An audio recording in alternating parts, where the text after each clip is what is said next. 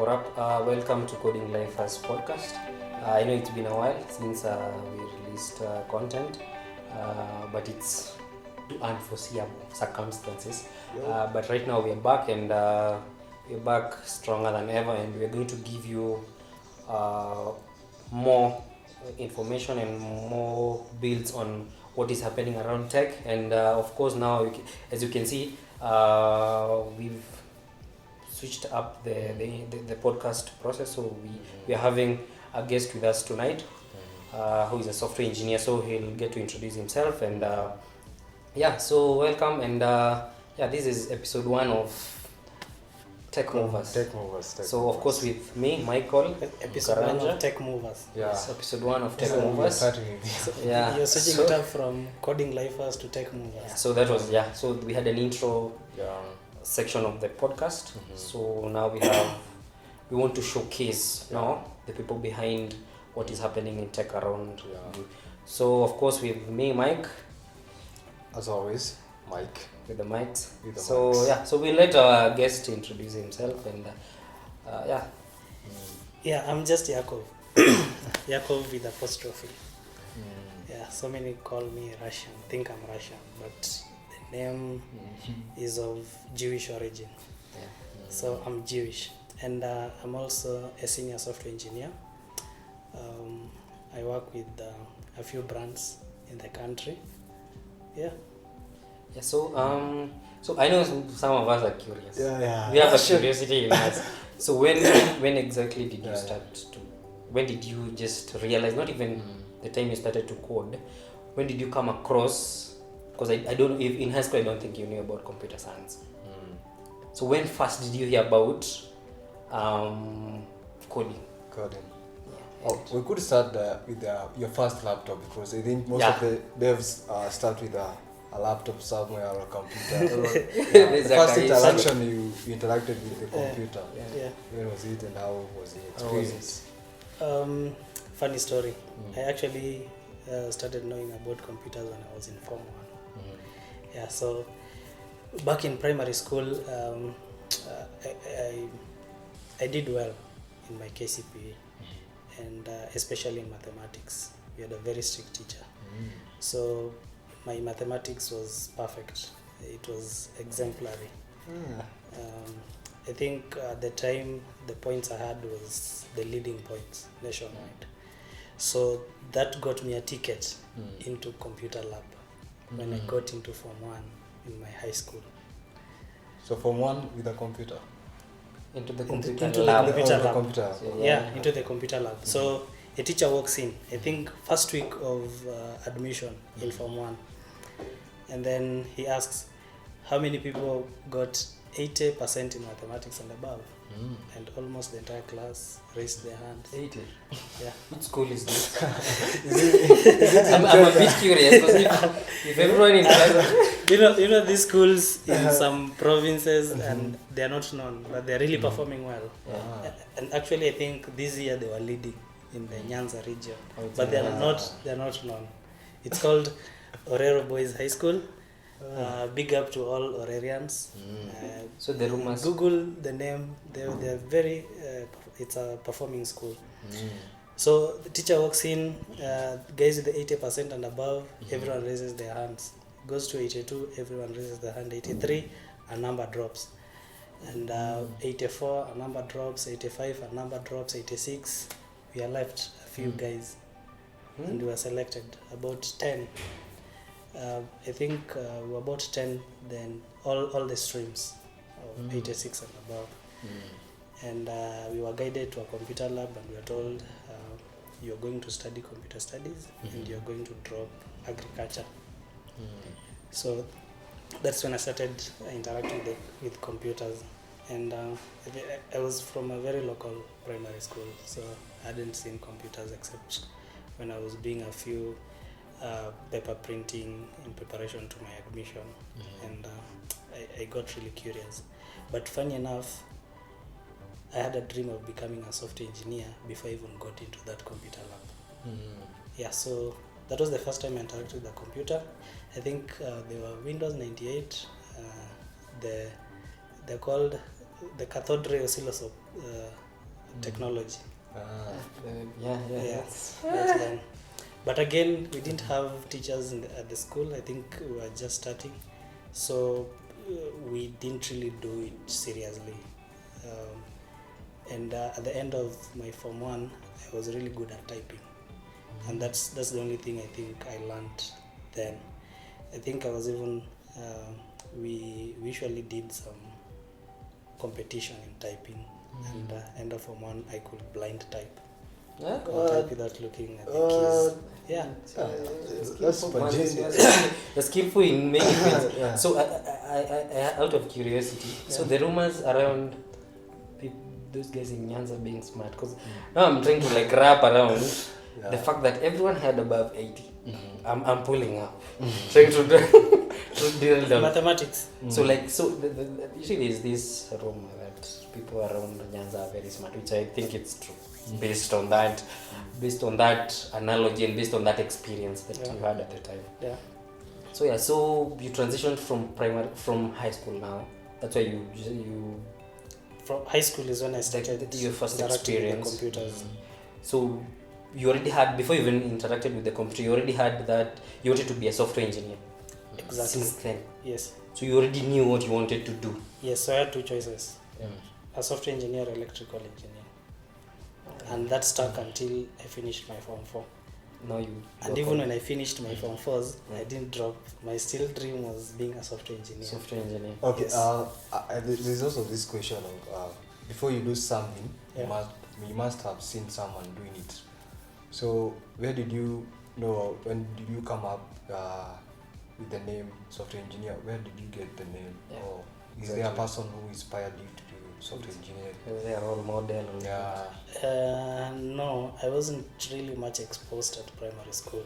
Remember, I grew up in some village. A rural village, yeah. Yeah, and I wasn't really exposed. I didn't know much. But I think in my primary school, there was a teacher who just took us through career, how do you call them? Through career choices that we can have, and what it takes to make it to those particular courses. So there was a list of doctor, software, mechanical engineering, softwares, lawyers, pilots, the common ones that are known. So I got interested into software because I'd heard a lot. Everyone wanted to be a doctor, everyone wanted to be a mechanical engineer, lawyer, and I didn't feel like those would be my choice. I liked science and mathematics, so I thought I would thrive well doing engineering stuff. So I chose software and electrical engineering. But now, when I got into high school and I was introduced to computer, then the software engineering remained. Yeah, nice. So now you transition from high school and now you join university, and now you're supposed to pursue computer science. Yes. Now, how was the transition from from high school, where you're just learning with typing and all that, to now you're learning now the basics. You're learning the kinds of HTML, JavaScript, and how was the transition? Was it easy or was it just? Now, that's another funny story. Now, I started learning HTML in my second semester in the campus. Now ask me what I was doing between Form 1. What did you do? What did you do in your first year? Because I got introduced to computers, as I said, in Form 1, right? Yeah. The best I could do was type, blind typing, right? Yeah. I remember I did a booklet. There's a teacher at our school, I think he passed on, may his soul rest in peace. He did a booklet, we call them, how do you call them in high school, and he used to distribute and sell to even other schools. It was about 1,000 pages. It was huge, and I did the typing entirely myself. In Form 2, I did analysis. There were these district joints where schools in the same district did some joint examinations, and then once the tallying, once the marking was done, and then someone was to do the tallying, and the tallying center was at our school. I did the analysis when I was in second year. So that means in my Form 2, in Form 2. So that means Form 1, the typing. Form 2, I learned Excel. And I was so good at it that I did analysis for the district, and I was alone. The teachers used to grab me from class, put me into lab, lock they'll give me food, and I'll do the analysis, and they'll not tell anyone who is doing the analysis, because they knew I'll do it faster anyway. They couldn't even task that to my computer studies teacher. So I learned Excel, right? So at this point, I'm trying to see some value in computers and software, right? Yeah. So there's a teacher of mine, he's a friend to me even right now. I think we spoke last week. He was called Yako'v. He did some IT. So he was around, and he told me, can you do a booking system? And he told me, can we do for Mash Port, the bus? So I told him, okay, I don't have the idea, but if you think I can, let's do it. Then he gave me some few pointers, and I made a ticketing system using VB. Visual Basic. Yeah, now that is in Form 3. Form 3, yeah, remember in Form Basic. Yeah, in Form 3 now. Okay. Now Form 3 we dropped computer studies. We didn't have a permanent teacher, so we couldn't do it because you had to choose your subjects from Form 3. So I was asked not to pick it, but I was so passionate about it. Then Form 3, that is when I did a bus booking ticketing system using VB. And clearly, if you ask me right now how I did it, myself, I don't remember how I did it. That's fine. Because I don't even remember if I had if I had understood concepts of programming. I don't know how I did it, but I did it. I went for national congress competitions up to provincial levels. You're super good. This particular application, I went up to the provincial levels. And Form 3, I went up to provincial level. Form 4, I went up to provincial level again with another booking system, but now for the trains. But this time you knew what you were doing. Not yet.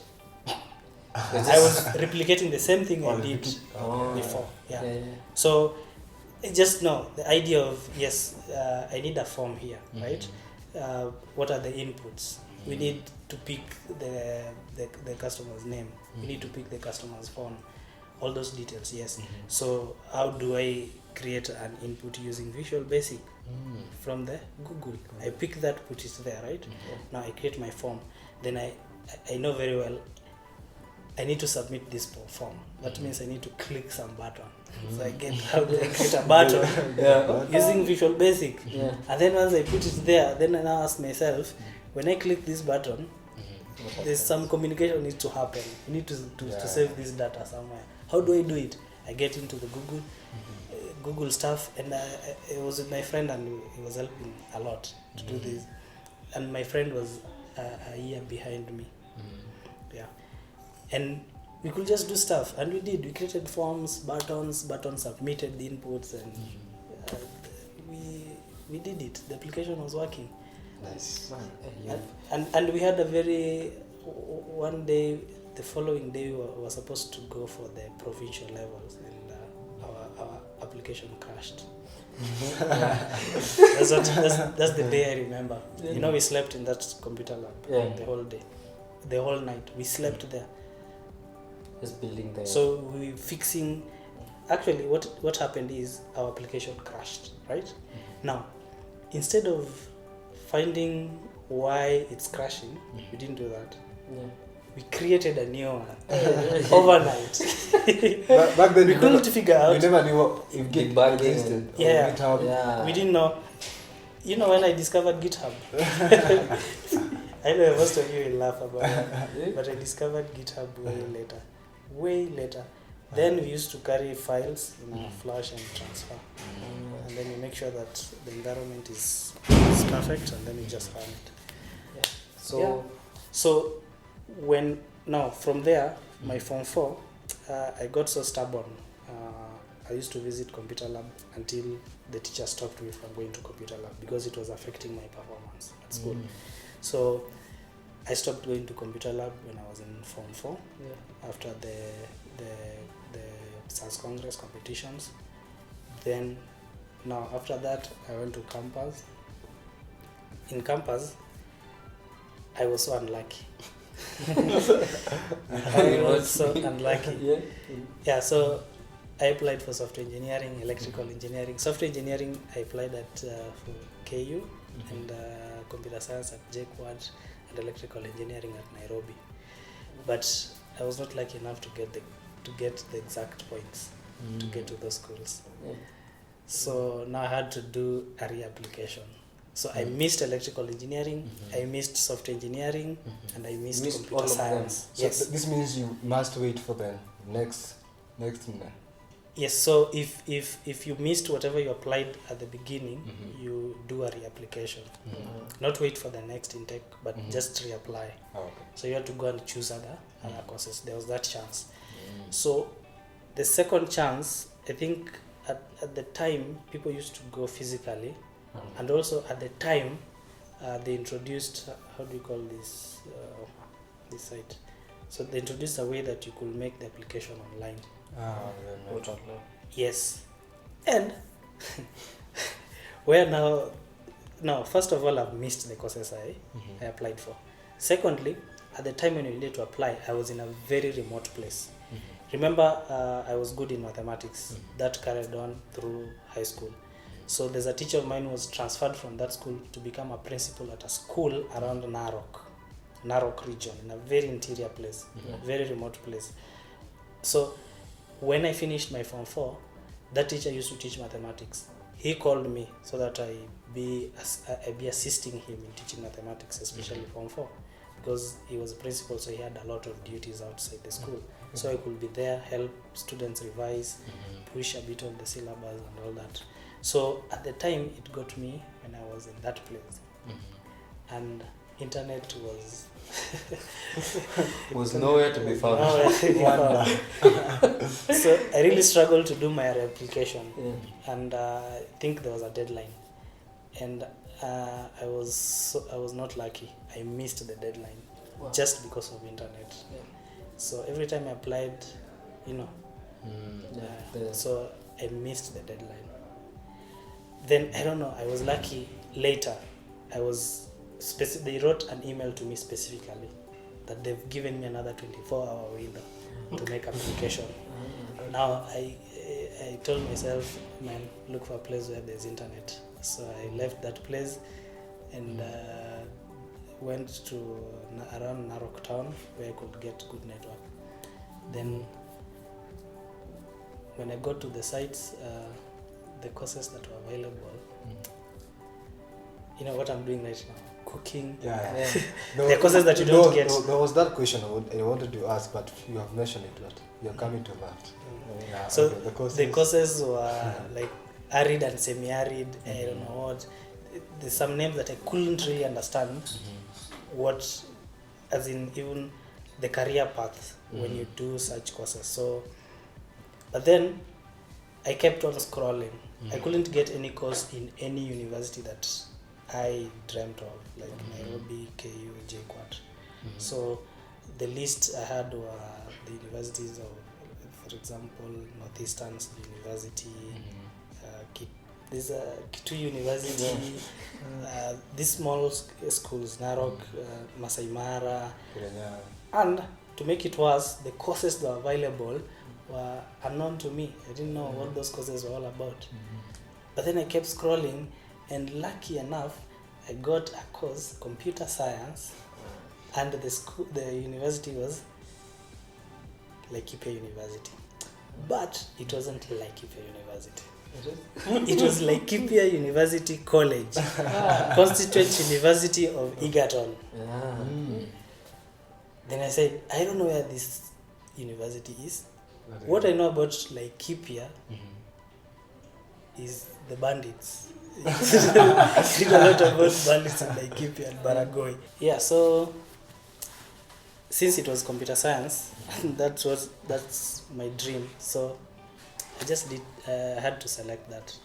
So I made my application and it went through. I had way points above what was required, so I just had to join. And then when I joined, I actually found I had a few fellas who had the same experience as mine. I was like, so you also missed it? Good, we are here, man. There was encouragement. Yeah. Yeah, But so you see, I just came to learn that we were the pioneers. We were the pioneers of school Computer of science. computing and it was computing and sciences. So we were the first. So we are getting there, and there's no lab. At least my high school had a lab. There was no lab, right? And I have no personal computer. Yeah, I thank my parents. They managed to take me to the school. Nice. Then they asked me extra things you'll need. We'll try, but they were not able to get me a laptop in my first year. So what I had to do was to I planned to apply for help so that when I get the money, I buy my laptop. Again, I went to campus underage, so I didn't have an ID. That's a light note. Yeah, so I didn't have an ID, so I couldn't apply for help. Now, first year, in the mid first year, I was getting to 18. So immediately first year I was done with the first year. I was now 18. Now in my second year, first semester, when I came from home, what I said is I will not stay at school until I get an ID card. So what do? I come to Nairobi.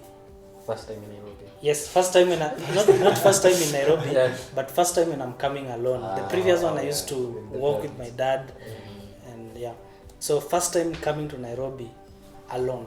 So I come to Nairobi, I talk to my friend from KU, I ask for accommodation. I tell them I'll be around 1 week. I must make sure I have an ID.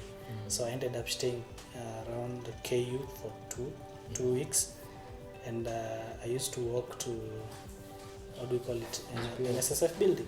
Is it? NSSF building in Upper Hill. Yes. Yeah. So I made application there, visited almost every day, asked if it's ready, and it was ready after 2 weeks by then. I don't know what I did, but it was ready. I went back to school when I had my card. Your ID. Yes.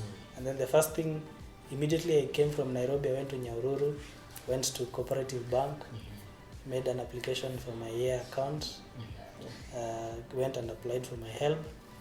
The next semester, second year, I got my cool 20,000 shillings.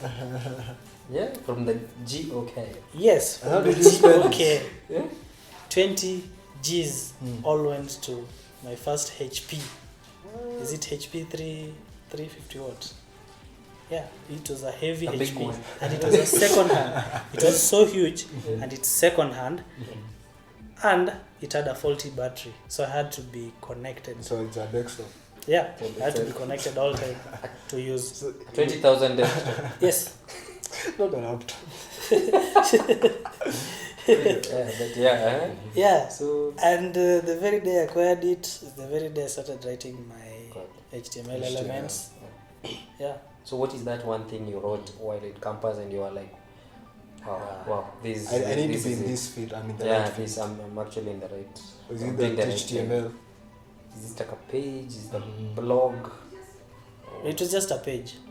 Yeah, I started with HTML, writing HTML tags, elements, inputs, and then, but my journey was, I don't know how, like my journey was a bit, it sounded like it was curated already, because I started with HTML. Now I forgot about the Visual Basic I did in high school, so I started afresh. So installing Notepad++, starting HTML, and I started with the simplest HTML, writing HTML tags and all that, and then I looked at it and said, I'm making progress. And then I asked myself, how do I style it? How do I make it better? And I started writing CSS. See, that is the normal journey. the normal journey. So for me, it sounded like it was curated. And remember then, now still I was not so exposed, so I didn't know the existence of things like Udemy, YouTube, and again, I didn't have the money to subscribe to the premium content. And also in YouTube, I didn't know there are contents in YouTube. Even if I knew, I didn't have the money to be able to buy bundles and to connect it to YouTube, right? Yeah. So that's how I learned HTML. Then I did CSS. Then from CSS I started learning PHP because already it's like I knew I need to make my pages, style them, and then the interaction here. There is a need for interaction with the how do I store my data, whatever inputs have been inputted on the form and all that. So I went to PHP, and I think the first thing I learned when I was going to PHP, I knew what I wanted. I want to submit data to a database. So the first thing I learned in PHP is how to connect to a MySQL database. Yes, that was the first thing I learned. The basic, was it just normal PHP or it was a yes, framework? normal PHP. Oh, vanilla PHP. Yes, vanilla PHP. So, I know that you have quite a journey. Yeah, Between and this is sections of your life, one. This is second year, second semester. Second semester. So I have 2 more years to go. So how was the 2 years now? 'Cause now you've now started coding, and now you know HTML, CSS, PHP. and now you can connect to a DB at least. How was it now the last 2 years? Now, at this point, I think I'd already matured. So I already known that what I need are hands-on skills to get into the job market. I already knew the theory bit is not so helpful. Yeah, so after second year, even third year, I don't remember stepping into the library. If I did was maybe a day to examinations, such. I didn't go to library. I wasn't so serious with the book work. Now I started interacting with my computer, learning PHP and stuff. And in third year we had a group project, and I think we were a group of 5, and I think I was the lead, and I ensured we developed the entire thing from scratch. And back then we still did GitHub, so we used to transfer files using Flash. You're still using GitHub at this time? You're not? At this time, I'm still using flash disk to transfer files. Transfer files from one computer to the other. Yes, so that still tells you how much I wasn't exposed yet, right? Remember, I'm not visiting Udemy. I'm not visiting YouTube. Nice. I'm just learning on what I know.